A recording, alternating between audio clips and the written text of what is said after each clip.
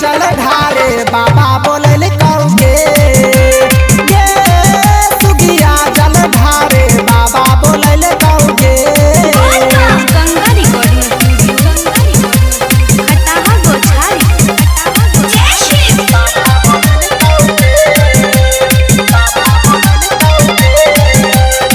अभी आप सुन रहे हैं दीपक दिलवाला की आवाज।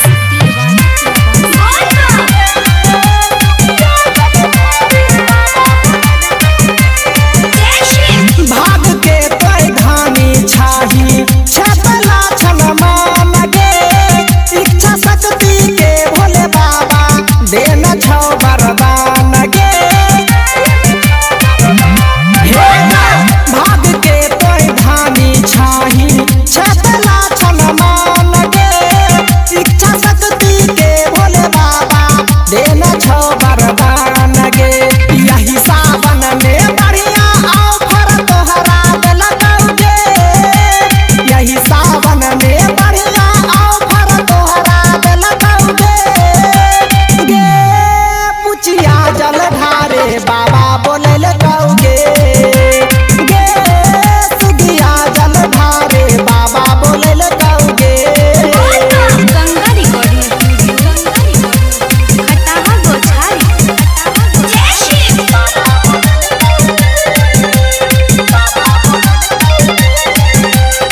अभी आप सुन रहे हैं दीपक दिलवाला की आवाज।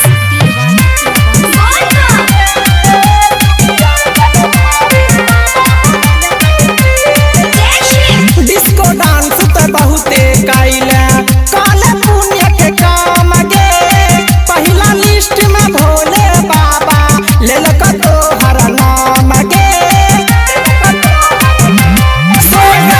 डिस्को डांस तो बहुते कैले काले पुण्य के काम गे पहिला लिस्ट में भोले बाबा लेलक तोहर नाम गे।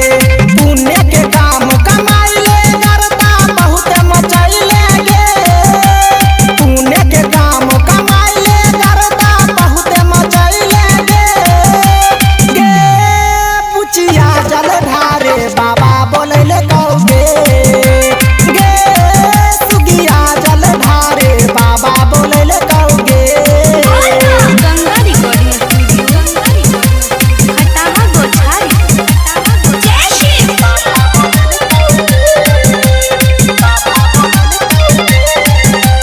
म्यूजिक बाय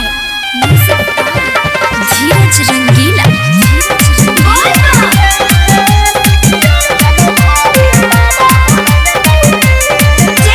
धर्म के बात बताबै छियौ करिया नहीं इनकार गे नहीं तो सभे बनल पलानी होई जैतै बेकार गे। धर्म के बात बताबै छियौ करिया नहीं इनकार गे नहीं तो सभे बनल पलानी होई जैतौ बेकार गे। दीपक दिलवाला बात के ध्यान में रखिया गे छेदी बिहारी कहा बोल बम के नारा लगई है गे गे पुचिया जल ढारे